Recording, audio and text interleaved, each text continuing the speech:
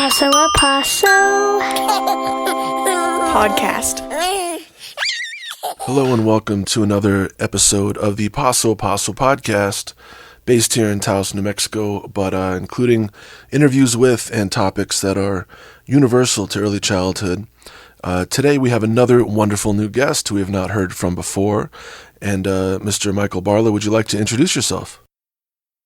Sure. Hello, Miles. My name is Dr. Michael Barla, and I am new to Taos. We moved here in May over the course of the month, having just spent 3 years in Denver, Colorado. And prior to that, spent about 28 years in St. Louis, Missouri, where I had a public school career. I retired in June of 2015, and then I worked at a small Catholic university in St. Louis called Fontbonne University for 3 years, and then accepted a position at the University of Colorado, Denver as a clinical assistant professor in early childhood and early childhood special education within the School of Education and Human Development there.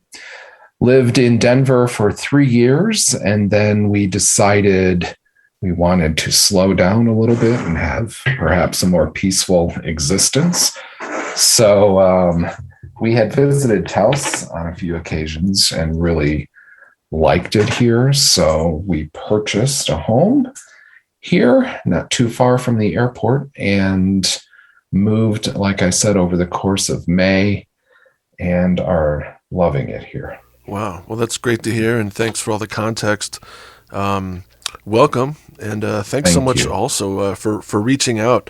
I believe I first was introduced to you and being in the area through you reaching out, I think through the Paso website, and we're excited to have you involved and have since added you to our email list when those invitations for future meetings go out. And you, in response, shared with me some of the work that you focus on, which is related to early childhood. And some parts of it were familiar to me and others were new. Would it be a good idea for us to next kind of discuss that article you shared with me and that aspect of the work that you're involved in? Sure. Let me just perhaps give a little bit of context about what my work involved in the public school realm.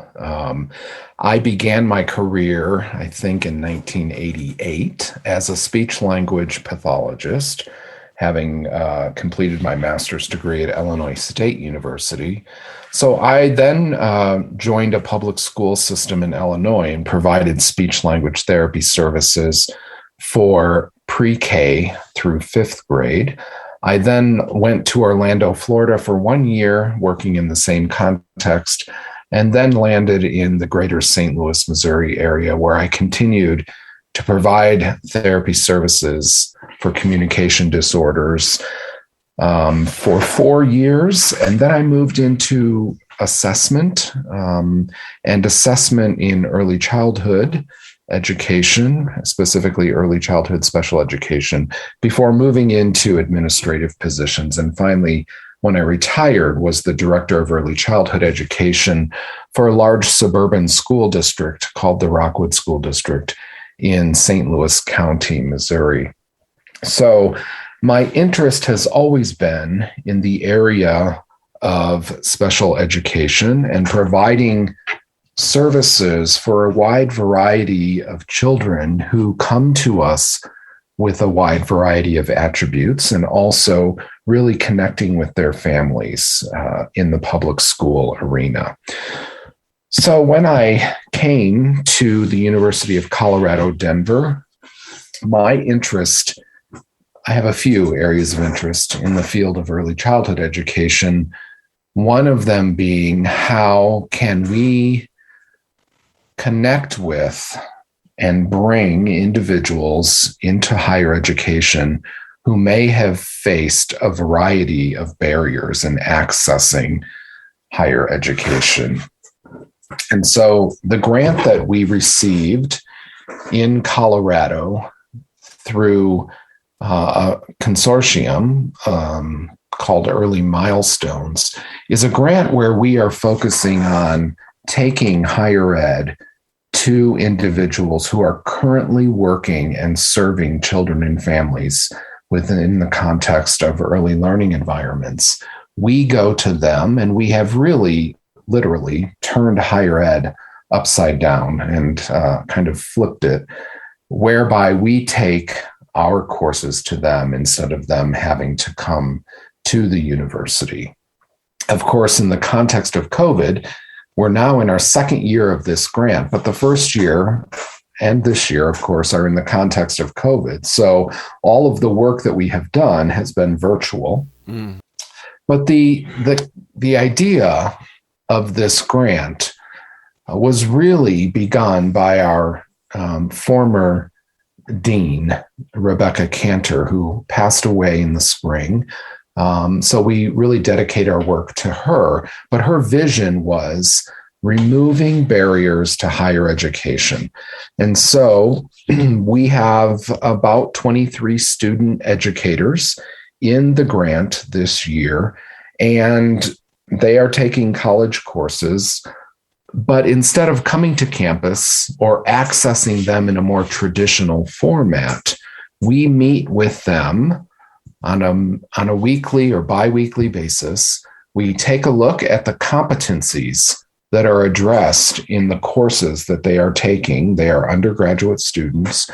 We turn those competencies into inquiries, and then together with a coach who works at their location, we, and mostly led by the student, develop the content for the course that they would like to explore through the inquiries that we have developed. Many of these individuals have worked 10, 15, some 20 years in the field and have never had the opportunity to access higher ed and complete a bachelor's degree. And so by removing some of the barriers that they have faced, we are able to take education to them. Yeah. So that is the work of that grant that I work on. I also work on a second grant through the university, and that grant involves how we can increase the content of certain community college courses so that content on children with a wide variety of attributes, some may call children who are accessing special education services, but I would like to think of it more broadly.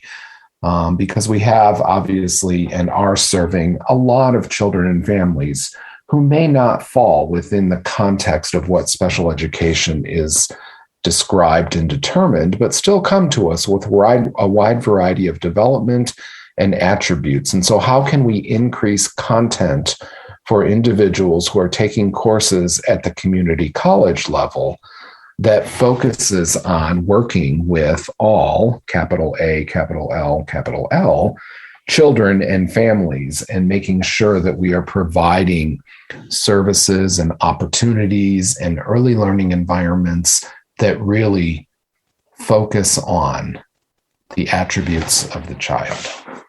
Those are two incredible areas to focus on, and it's both wonderful that you are doing so and can see them so clearly, and also that you have funding to pursue those topics in that way. Yes, Miles, and funding is the key word, right? Because, well, in the grant where we are focusing on individuals obtaining a bachelor's degree, funding is the number one barrier that individuals run up against. So when we have a system, early childhood ed, that can barely pay a living wage for individuals, they don't have extra money to pay tuition. And so in that grant-funded project, we do pay their full tuition for them. That is a huge relief, and we're knocking down a big barrier. Yet, as we look forward, we will always have to continue to find a funding source for these individuals in order for them to continue to access their education. There are others, barriers. I won't say smaller, but there are other barriers, of course, that get in the way of someone accessing traditional higher ed, and we're knocking some of those down as well. So, building upon that locally, I was not, super directly involved in the work, but I am familiar with a related, similar initiative taken on by UNM Taos here, and Taylor Etchemendy from Inspire, one of our early childhood centers. And what I recall hearing from her experience, and of course, I'm sure the structure of the program and initiative was different, and I could be incorrect about this, but my experience in recollection was that finding not only the, I want to say the right, but really what I mean is, I guess, enough staff who are essentially the instructors to be on site with the early childhood educators, who already have, as you mentioned, a wide variety of experiences, to provide that one-on-one support, and also in all of the various settings that they were seeking to install those educational opportunities, if you will, was a challenge. And I don't know if that was a funding thing or otherwise, but I guess I was curious, with your experience in those programs. Obviously, COVID is its own challenge. What are some things that proved to be a little difficult in implementing it? And also, what are some positive things that you saw come out of that educational opportunity for the people who, as you mentioned, may have been doing this work for 15, 20 years, but hopefully still gained something from that experience? Sure. Let's start with the positive. One of the pieces that I failed to talk about earlier in that grant-funded project is this notion that all of those students are working. And so we have a built context for them to work on their inquiries. So everything that we do, all of the context, the meetings that we have, all revolve around that student educator's current working environment. So when we settle on the inquiries that they want to explore, we want those to be contextually relevant for them in their current work context. So most of their learning, almost all of their learning, and their investigations into those inquiries is done through the context of their current work.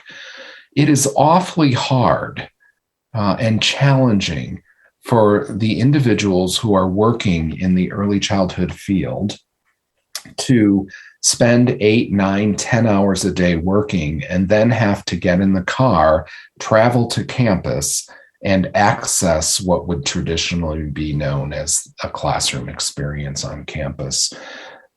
The feedback that we have received from the students, and we're now in our second year, as I mentioned, is very positive regarding the fact that everything that they want to do and explore is done within their current context, whether that is a classroom setting, whether that is as an evaluator in the state system in Colorado for evaluating early learning environments, whether that is through a parent visitation program.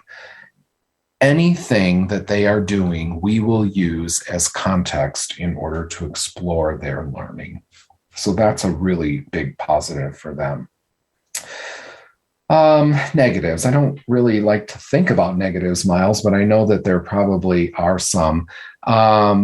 I would say the context of COVID, we don't know how to do this work in any other context because we haven't been afforded the opportunity to get through this COVID situation and revert to more in-person work. So our coaching is done virtually, and although it seems to work okay, I would much rather be in the classroom with these student educators and not only learning from them, but being able to share resources with them in person. So that's been, I would say that's been a slight little challenge. We certainly have worked around it.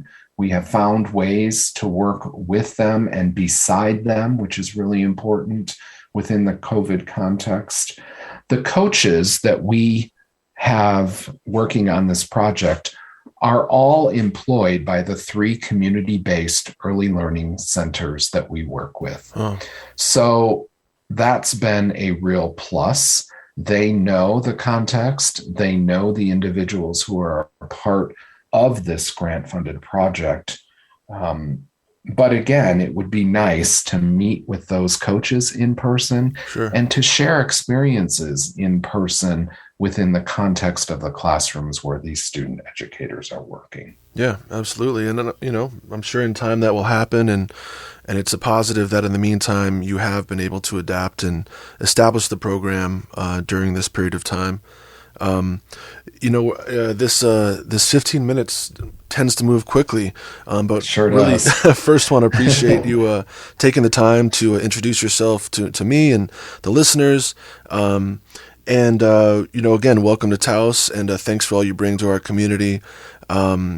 Paso Network is excited to have you here. And are there any additional words you'd like to share for our listeners who may hear this on KNCE here in Taos or on the podcast regarding your work or what you hope for the future?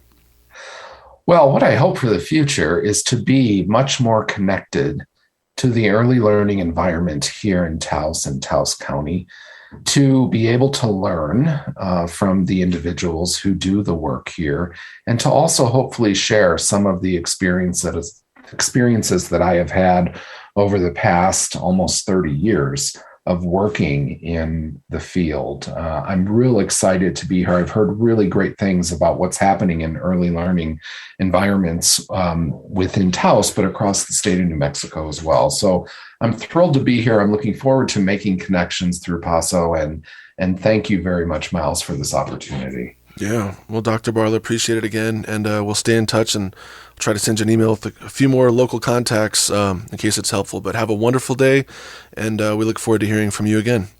Thanks, Miles. You do the same. Paso A Paso Podcast.